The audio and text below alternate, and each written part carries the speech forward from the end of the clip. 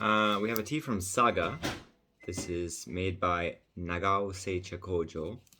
It is a Tamaryokucha. This is 4.4 grams, what I have in the carafe here.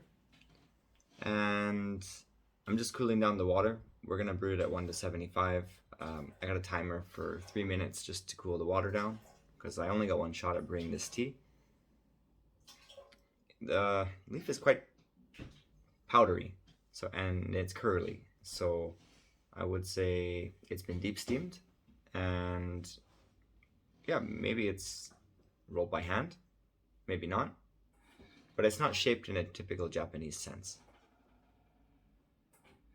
Also, it's not particularly fragrant. I did smell it a little bit earlier from the cup. My video cut out, but basically that there's not a whole lot of fragrance. It does smell baked and green, kind of typical, I guess, cookie-esque. This one smells more fatty, rich, and borderline on marine aroma, but not really there. Not enough to say for sure.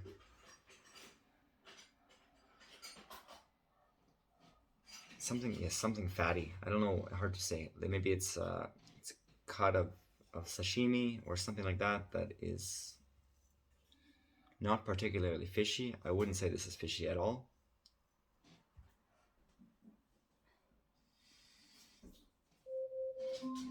Alexa, stop. Alexa, start a timer for 2 minutes. 2 minutes. Starting now.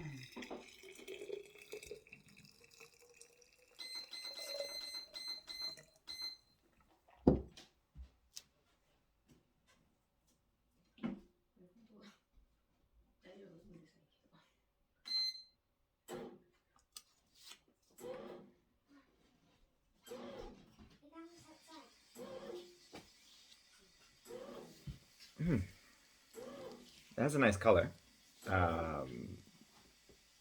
It's gonna be really nice once it's strained. But you can see mostly it's just like powder. It's quite fine.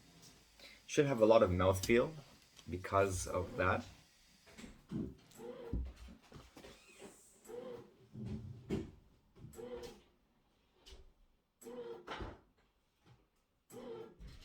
But the aroma is like really simple.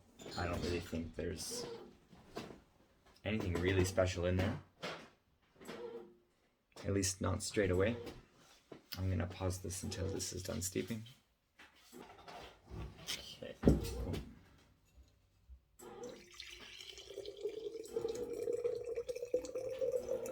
If you are watching this and wondering what that sound is, as annoying as it's going to be maybe, it's a bread machine running. We need to make some bread for dinner, so this is the life. This is reality. So look at that. That's pretty cool. That's very green. For me, in my eyes, and I'm looking in the camera now, I'm seeing a different color. This is much darker to my eyes. This is much more olive yellow than it looks green on camera. It's pungent.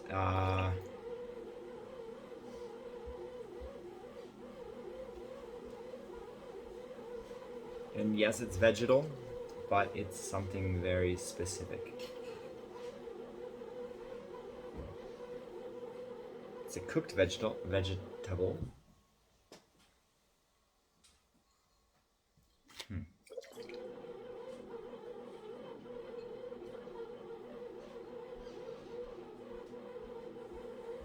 And it has a definite like bright side and a darker side to it.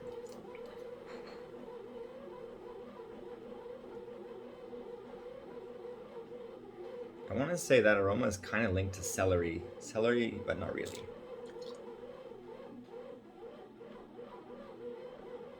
It's like if celery could be pungent. Now there's wild celery and stuff like angelica, but that's not what I mean. I haven't tried angelica when it's fresh though, so it might be related to that. But dried angelica is quite different.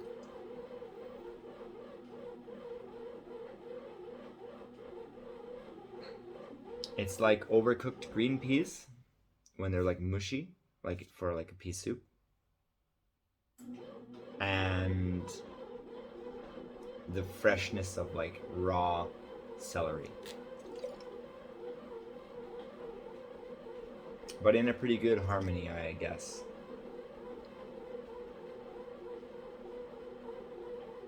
Then there's a bit of a bancha like bitter melon,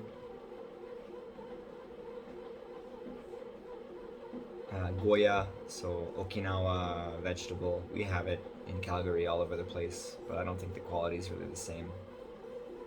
Maybe that's a different type. Bitter gourd is another name for it.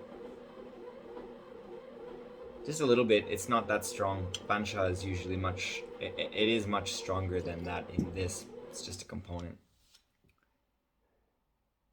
The clarity is, well, I don't think you'll be able to really see through it. I would say it's like a 3 out of 10, 2 out of 10. And well.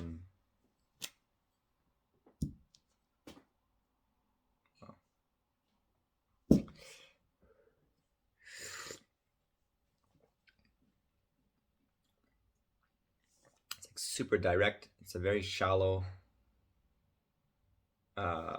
margin of like from start to the end. You get to it right away. A pretty bold flavor though.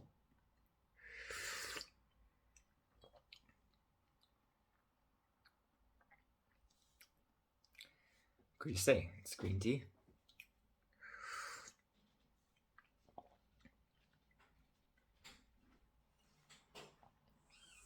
I don't think there's anything that someone would really complain about.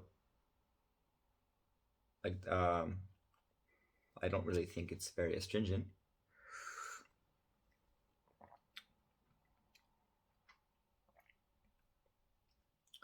Yeah, maybe like 1 out of 10 for astringency. But the boldness keeps that really, it makes sense. The astringency makes sense.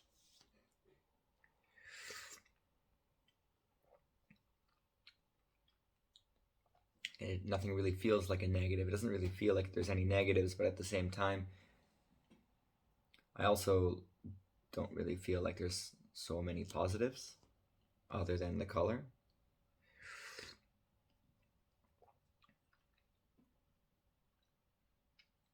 I don't think this would change anybody's life, but it's an all right green tea.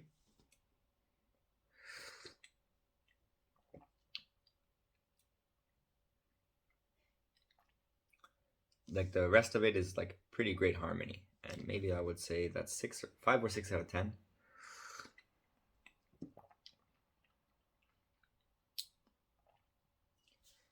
Uh, 5 for aroma, 6 for flavor, 5 for finish, and 6 for weight.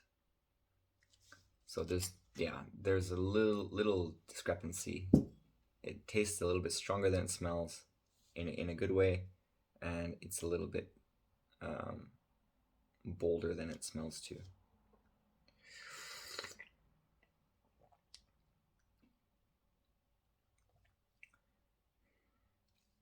Yeah, all in all, it's just a really simple tea. That's fine. Would I buy it? I guess that depends on the price, frankly. I wouldn't spend a lot of money on it, but I guess it would have some value if I wanted to have like a very simple, reasonably priced Japanese green tea. With my shop, I don't really care to do that, but if I wanted to, that might be a good contender for it.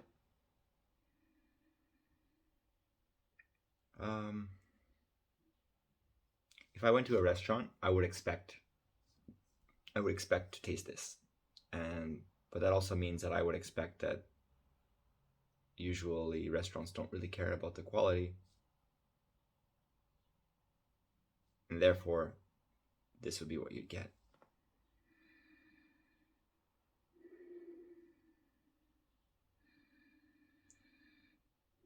I don't know, sweet mayonnaise, eggy, marine a little bit.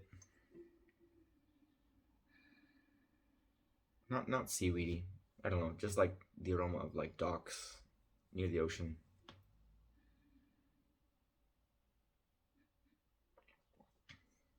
Which I guess might be seaweed. It's just not the kind that we not the kind of food seaweed. It's not like nori or kombu or something.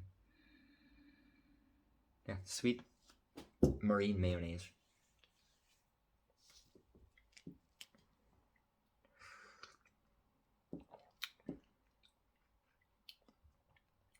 Eh. Bye guys.